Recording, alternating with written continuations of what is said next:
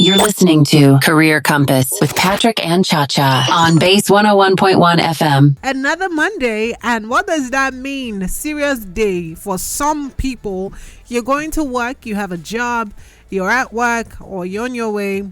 If you don't have a job and you're hoping to get one, this is the hour where you need to be tuned in to Base 101.1 FM because we talk about careers. I'm not alone in the studio. I've got the almighty HR Patrick Moore in the studio. Good morning. Morning, Cha-Cha. It is another beautiful day. How's the weekend? It was, my weekend was nice. It was chilled. It's pretty chilled. I love my weekends the way it was. Anyways, Lagos, let's talk about stuff. You know, I've been looking forward to this today's topic. Not because I'm interested in it, but because the thing is sweet me. Because I don't know, a lot of times we talk about relationships in and out of the office. A lot of people have said that if you're in an office, do not have relations with people in your office. Do not have affairs, do not have relationships, don't date in the office. Some offices don't even accept husband and wife in the same space. And I wonder sometimes, they say that you spend most of your time at work. Where is the best place to meet your spouse?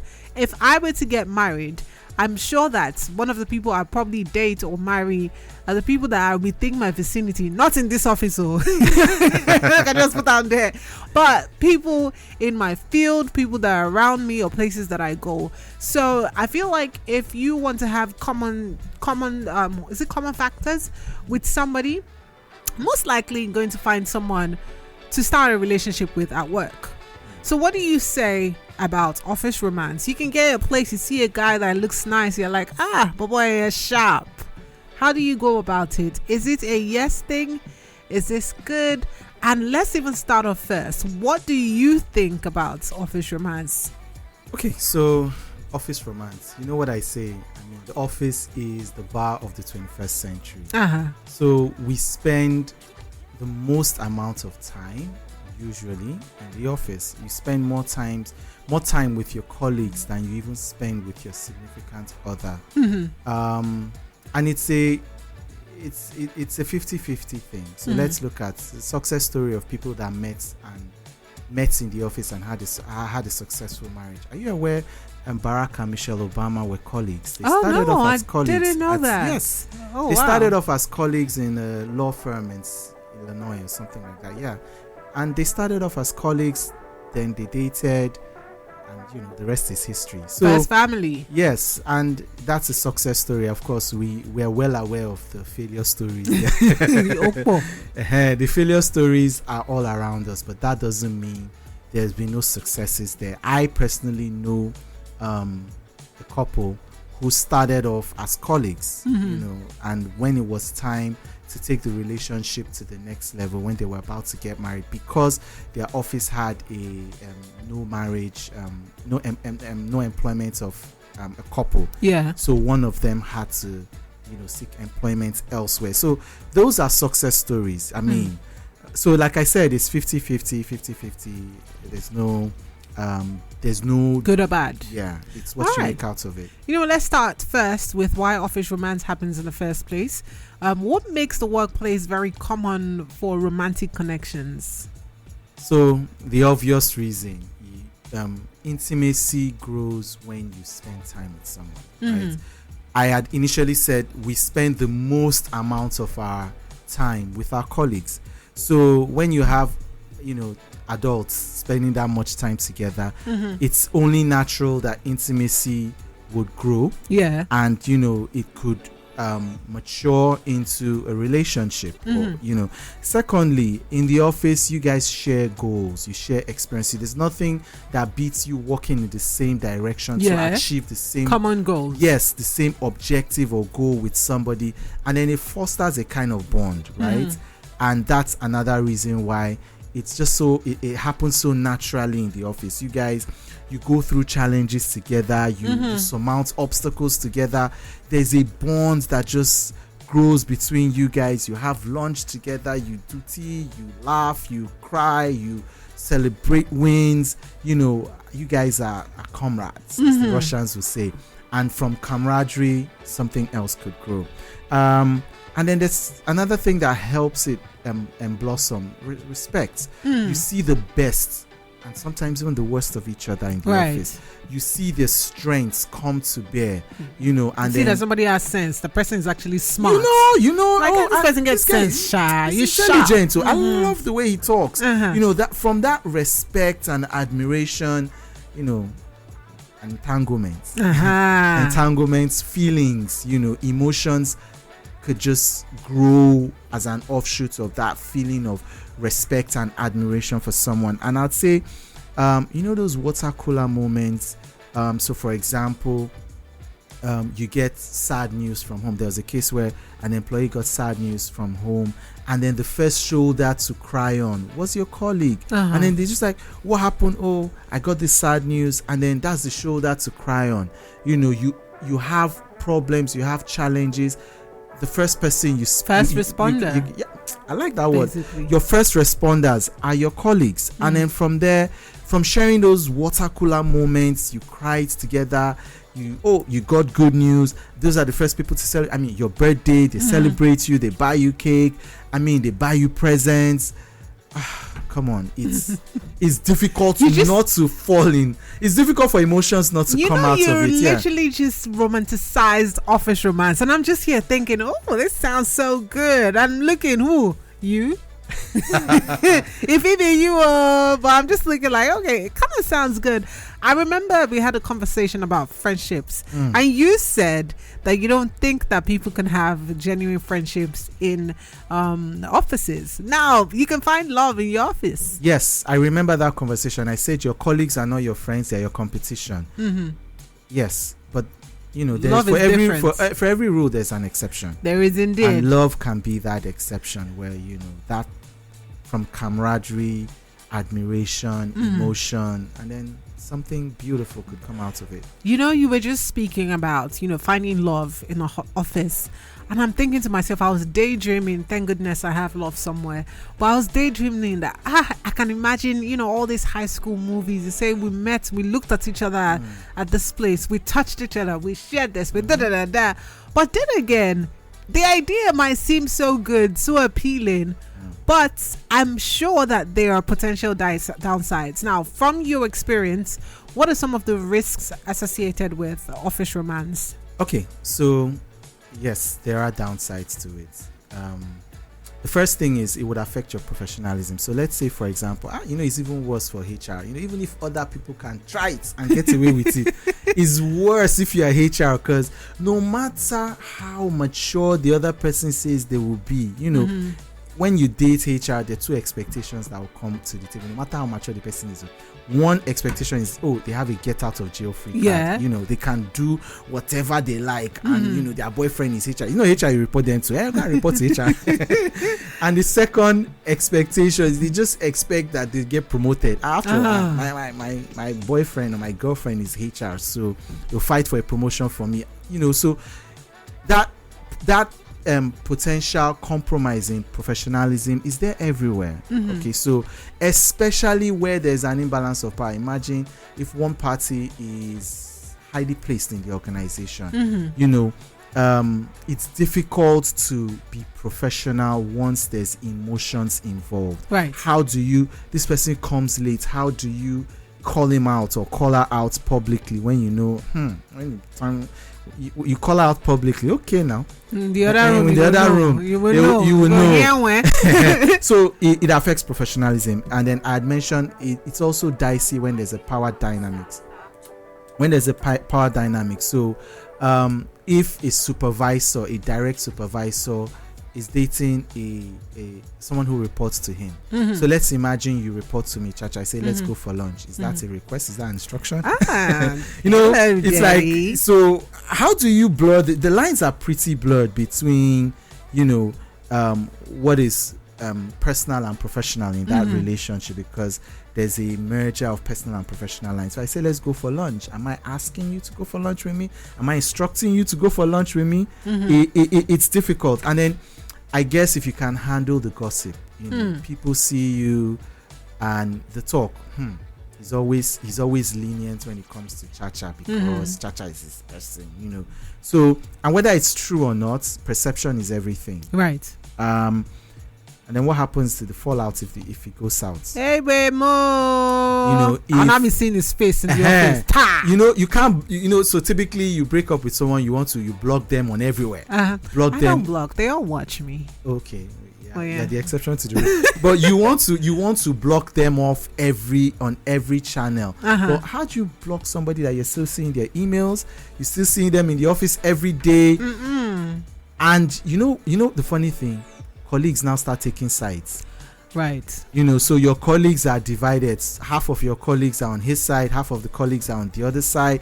I mean, it's just messy. It is indeed. Yeah, and then so sometimes there could be legal issues, right? What if one party cries foul? What if one party screams harassment afterwards? So it's always it's a dicey one. Right. I really wanted to have this conversation because this is one of the things that we've heard in the past that it's not good. Don't do it when you get in an office. Stay on your own. Don't have relations with others. Well, we have the almighty HR Patrick here in the studio, and we're talking about it. So we've spoken about why and the bad sides, but now let's see. Let me use this word that I've never used before. Paraventure. I've never used that word before. But yes, paraventure, someone finds himself attracted to a colleague. Now, what are the initial steps they should take to assess the situation responsibly? So it's not like as if you're overstepping. Now you're playing love doctor for us. Let's go. So, paraventure. You see a colleague that is entering your eye, and you want to know how to go about it. Say what's up, boo? Good. So first step, know your company policy, right? So what's your company's position on this? Is your company silent on it? Silence is good. If there's a clear policy that prohibits it, then don't do it, right? So find out the company's position. If it's silent or it's permissible, go ahead. Secondly, consider the power dynamic. So let's say you like a colleague and the colleague is in a senior position to you.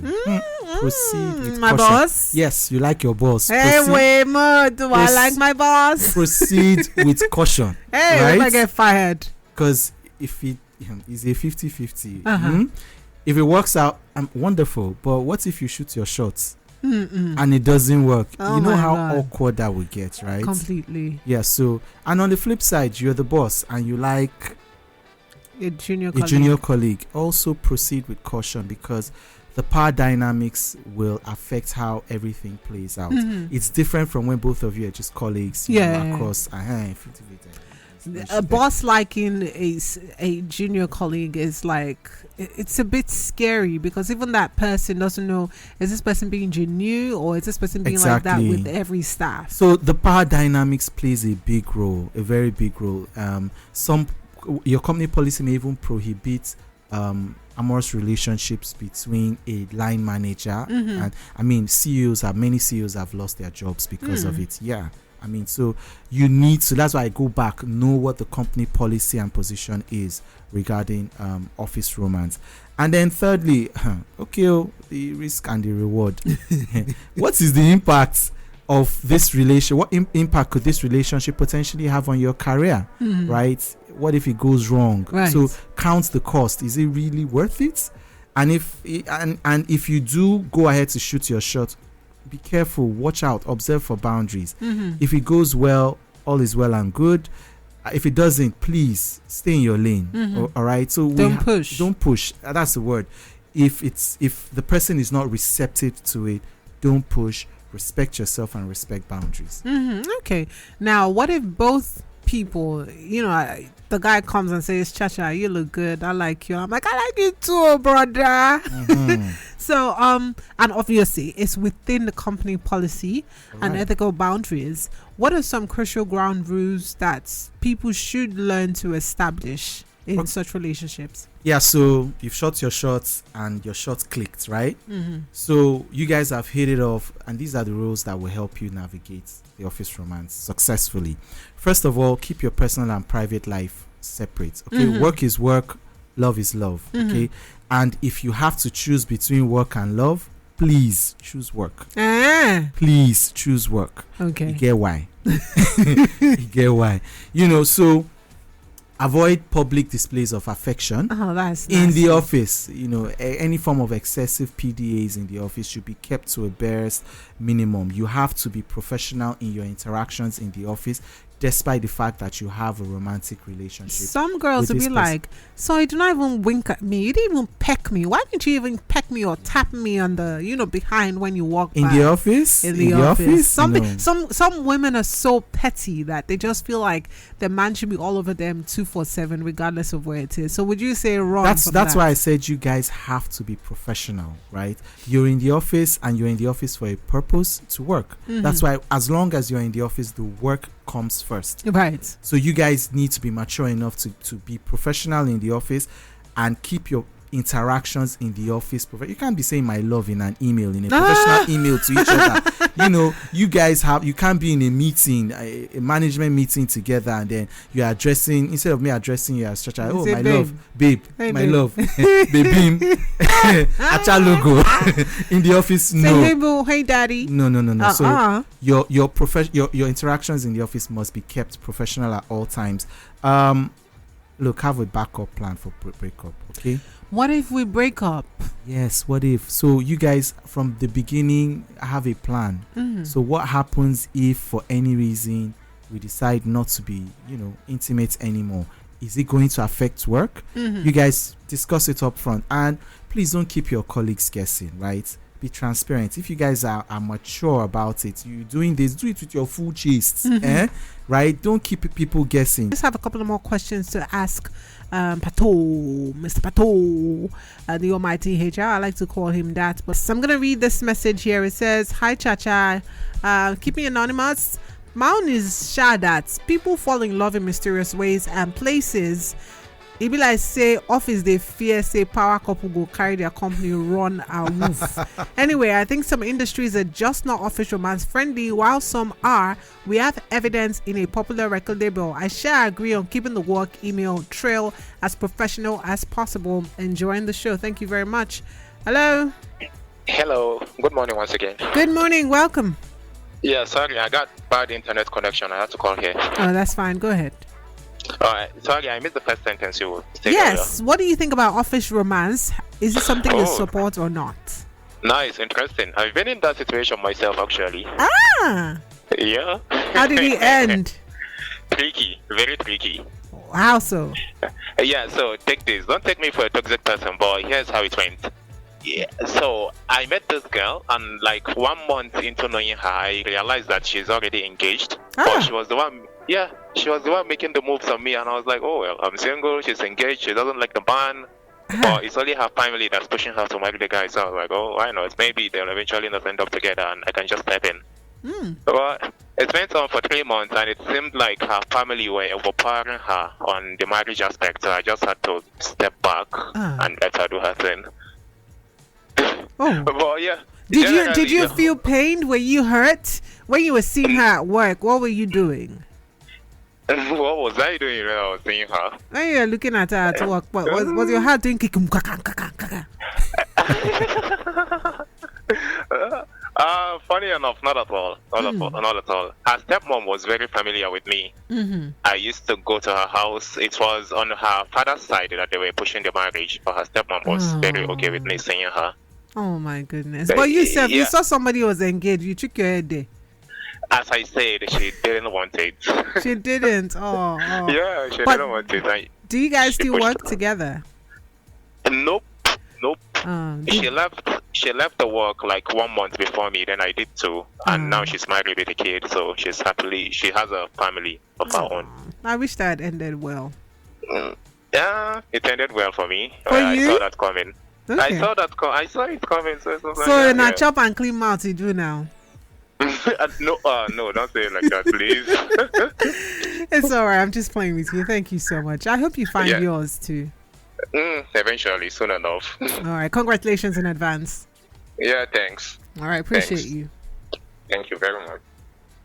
Now we're hearing office romance, something quite interesting. I don't know if I've never done office romance. I don't know if that's ever going to happen.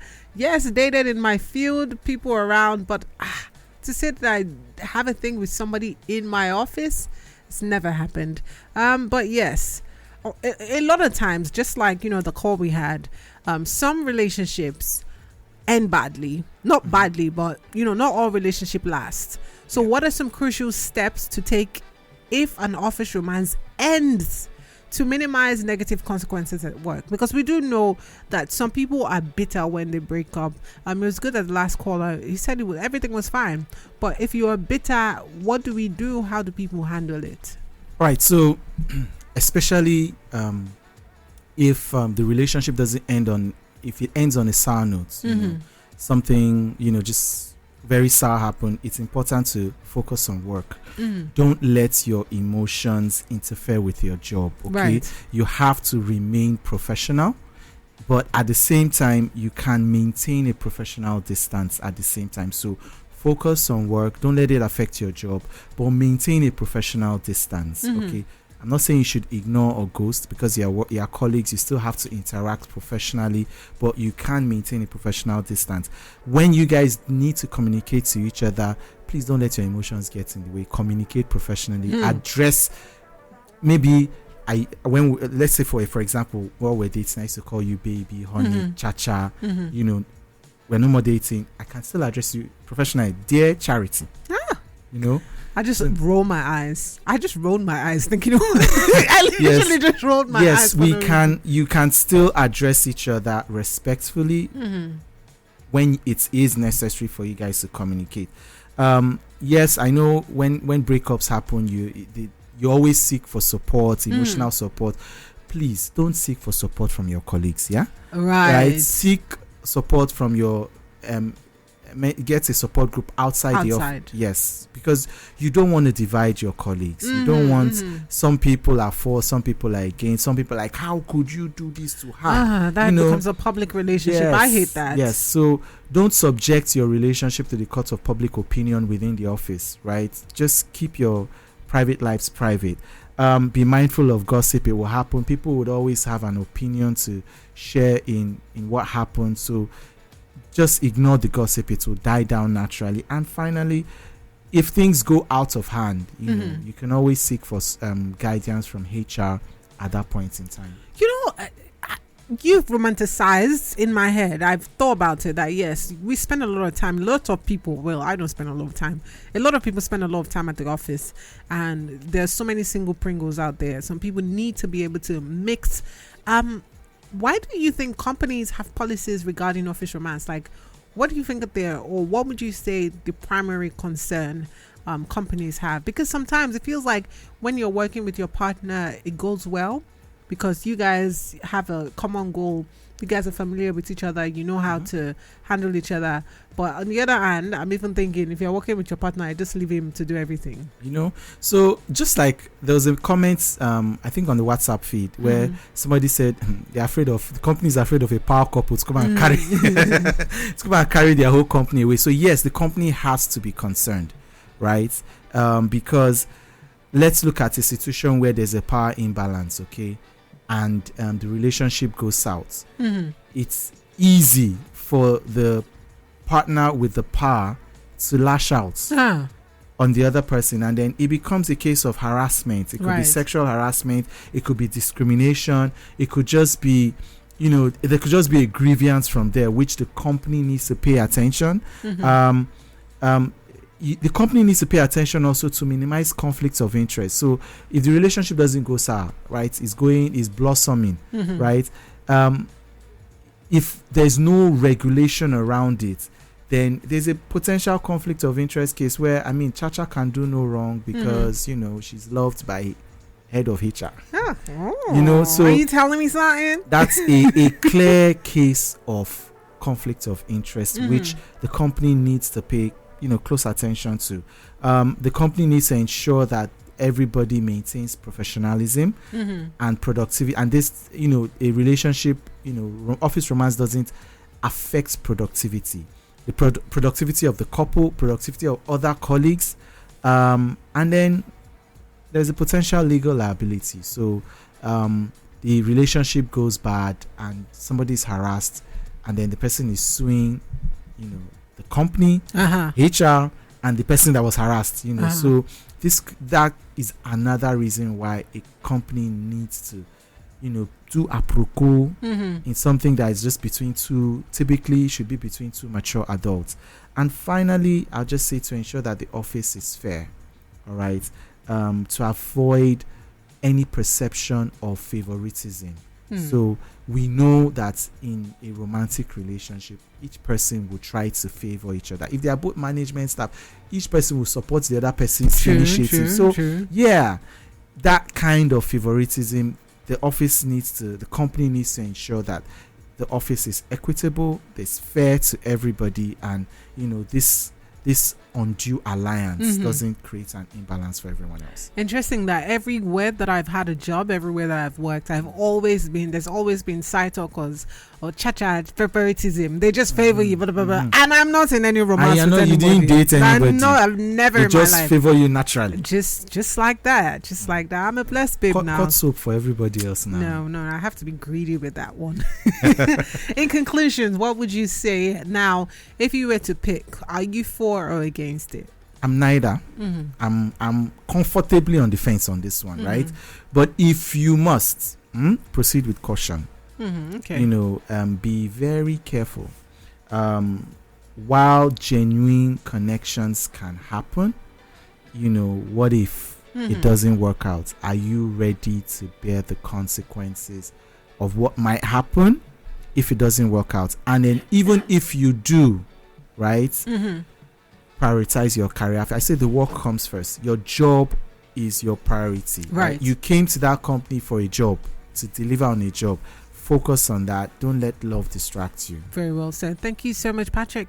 You're listening to Career Compass with Patrick and Cha-Cha on Base 101.1 FM.